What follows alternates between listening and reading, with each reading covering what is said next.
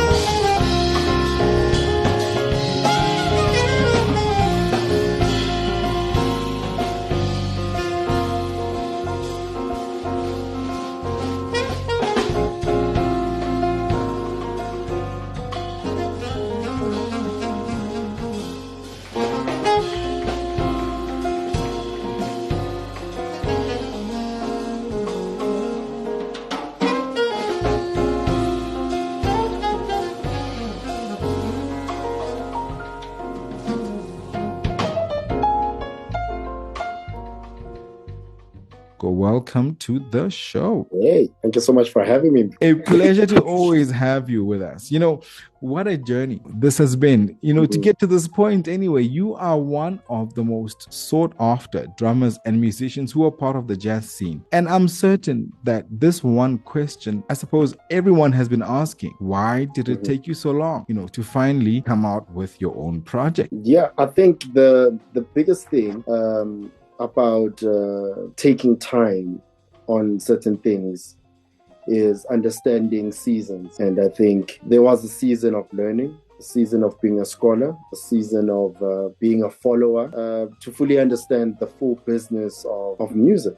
And I think I've been such a scholar of really looking at how to curate, how to fully manage a band, how to lead on stage and off stage, to see what are the loopholes, to see what could be fixed. And I'm such an advocate of having better relationships in bands and making the working environment a much more pleasing one, and also a one that is very fruitful at the end. So me taking the time that I took, I think it was a season of learning, and I think it is as important as the time when you are ready to actually release something and tell your narrative to the world. You know, Faces, the name of the project now, you know, almost seems strange that you would call it that when, you know, it could possibly be something loud and animated. Yeah. Let's reveal maybe to our listeners what is behind this name and why you thought it would be perfect to name it this title. So Faces is, I think it's really a project that's trying to explore, and its core really look at the different parts of our identity as a society, and moreover look at my identity as a musician. A lot of people who know my story and some who don't know my story is that I come from a gospel background. I'm a preacher's kid, and for us, music came through the church, and it comes in a particular way. And sometimes people find it quite weird that, I ended up in the space of jazz. A lot of people would have imagined I would have been in gospel fully. But the truth about it is that in my years of being a practitioner of music, I've learned to appreciate every style of music, and that made me a very versatile musician and artist. And the way I take in music and the way I reflect through the music is quite in the space of many faces, if I may say. It carries out many faces. A lot of people would say every time they listen to me, they get quite confused in who is my reference from the point of playing. And the truth about it is that because I've been through the scene of pop, of gospel, of Afro jazz, of Afro pop, of hip hop, of alternative rock, having session at all these different places, it brought me to a place where every time I pull up into a show or I need to present myself in a gig, I end up showing so many faces that surprise people. They're almost in awe of, oh, I didn't know you had this side of you. I didn't know that you could do this. I didn't know you could translate this work of music in a very different way. And that's the one thing that sets me apart in the industry, is the fact that I pride myself in being very versatile, you know. And when I show up in a show, I always say I show up at a show as if this is my last show. And the fact that I want to show up in that way, that means there's a particular face and identity that I come through with. And I wanted to be fully presented out there without holding back. And I think Faces is about not holding back about who I am, from where I come from, and you'll get to see the different faces. And I think sometimes it's also the quite another side of this project is the fact that I am choosing the faces that I want to show you for now. And it's interesting because other people would say, okay, probably then we should have gotten this and this and this and this. And the truth about it is that there's so many sides and so many layers in Lelo that it will take some time for me to unravel everything and show you all the faces that I have.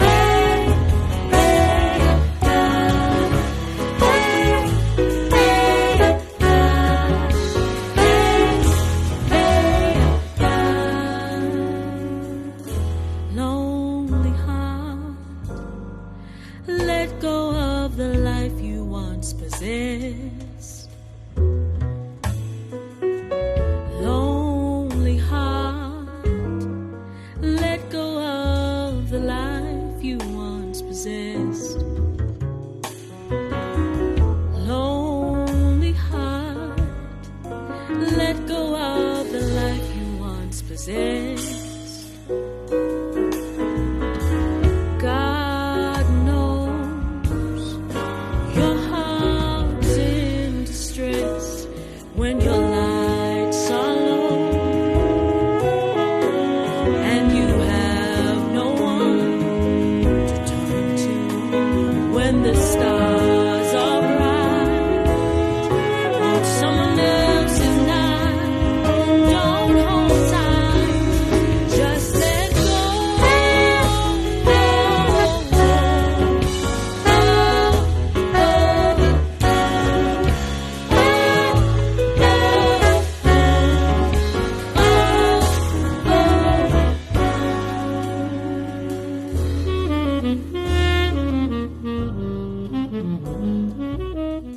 Very, very interesting that you touch on that. And I think also, it also kind of speaks to maybe a different conversation where I also wanted to ask you, when your love affair happened with jazz music. But for this conversation, having worked with many musicians, I mean, I'm talking names such as Bokani Dai and Duduzo Makatini and Carl Shepard, including those that we've mentioned earlier. What were some of the highlights? And mostly, I suppose, the lessons that you have learned from these musicians and how their teachings, maybe if I'm going to put it that way, have influenced this sound that you are now presenting to us.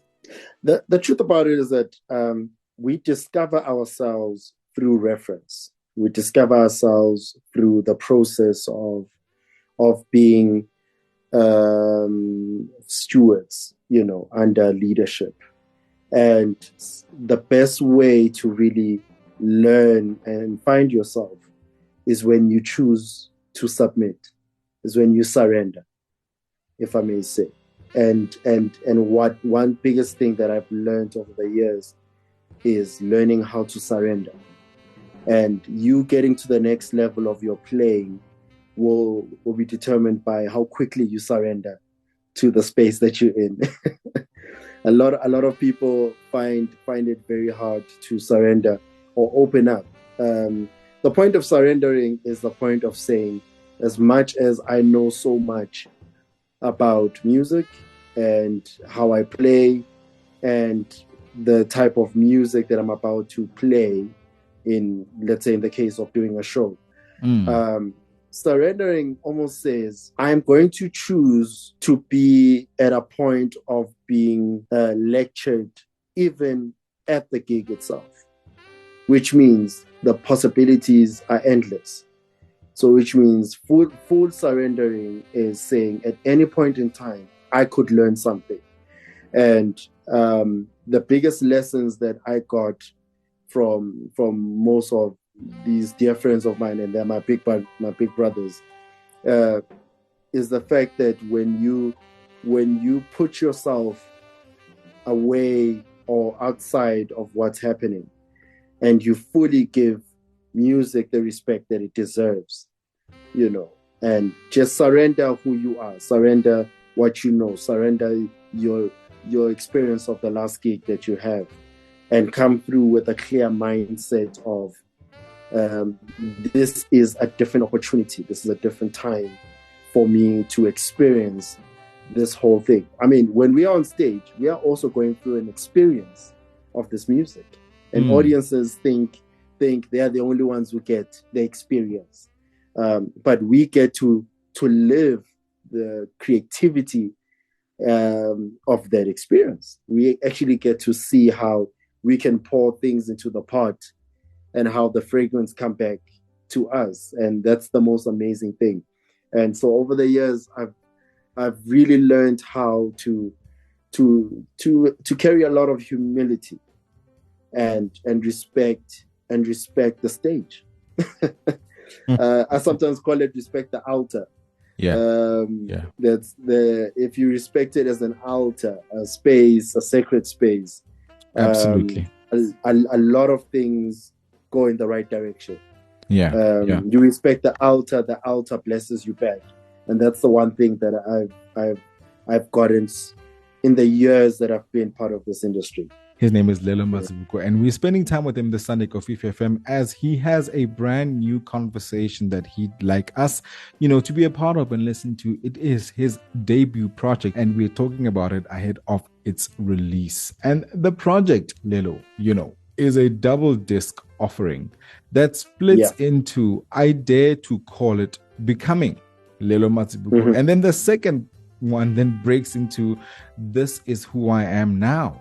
Let's reflect on this and maybe why you thought it was important to tell the story in two parts. I think the biggest thing about it is when I left university and I graduated from UKZN, the School of Music, there were quite a lot of conflicts internally about which space would I ideally fit in. I've always seen myself as a behind-the-scenes person.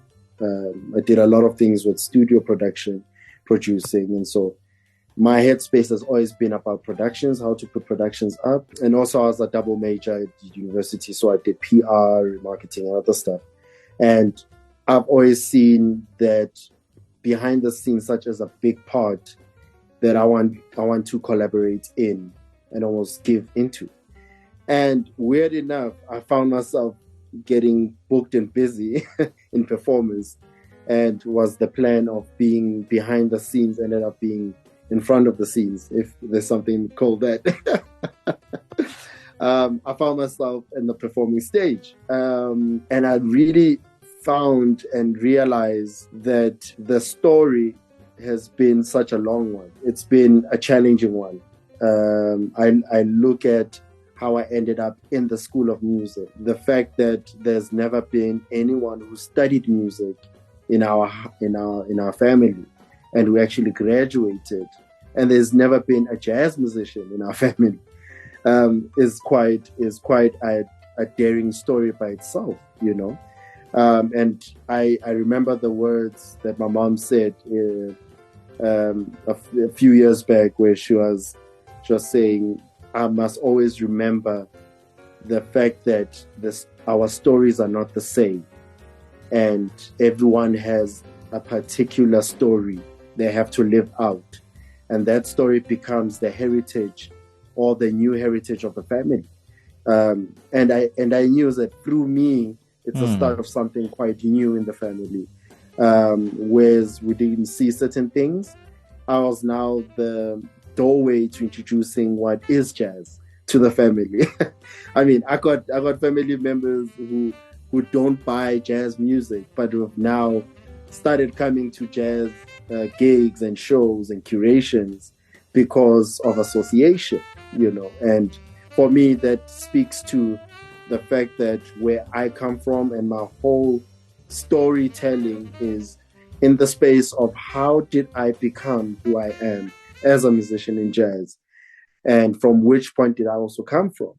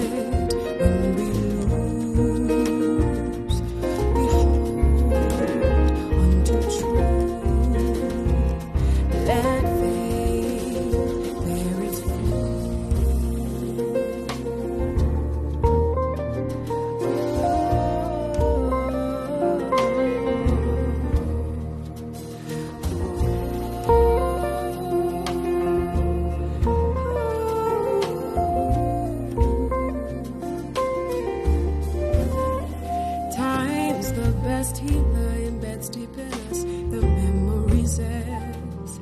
Scars are left to map out the truth. In this complex world, kings rise and fall. Ordinary people aim just to live, aim just to live through dreams denied and countless goodbyes. We hope and we choose to fight when we lose. We hold on to truth. Let faith bear its fruit. We hope and we choose to fight when we lose. We hold on to truth. Let faith bear its fruit.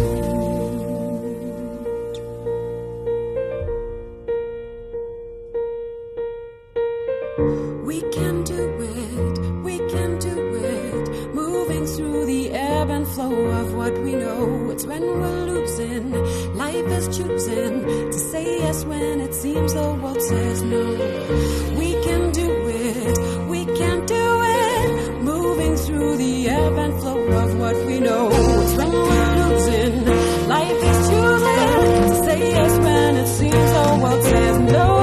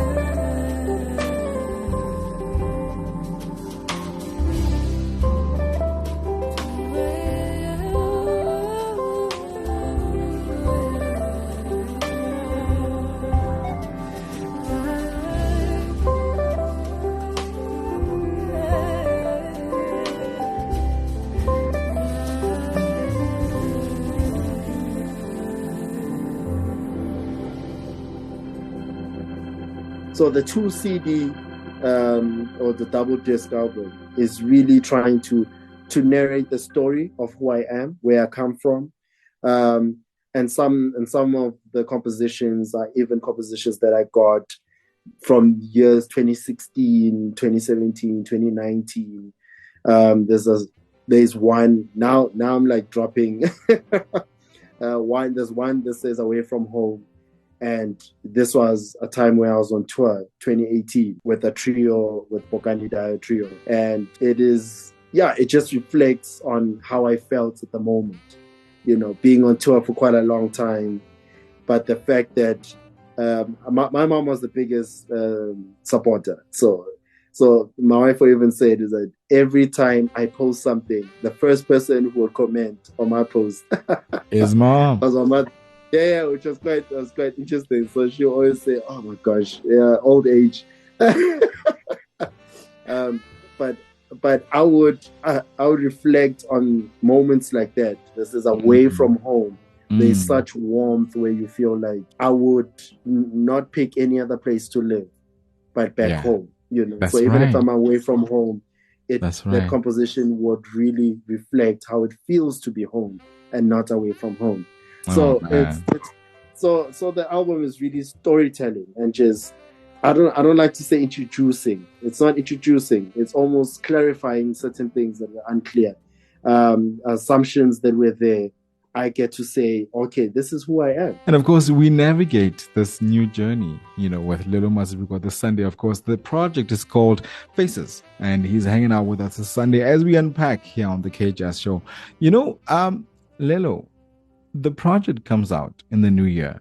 This is another intriguing part of this conversation, because when you and I got together and you're like, no, listen, it's not ready, but it's ready. The project comes out in the new year, but you've got a series of drops and listening sessions, that will carry us through this 2024 year, introducing us to the brand new vibe. So let's talk about that and how we can be a part of it. Let's break it down, as you did for me yesterday and many days before. Yeah. So the biggest thing is sometimes people would focus on album launches, and we think that's the point in time where you need to introduce what you're doing.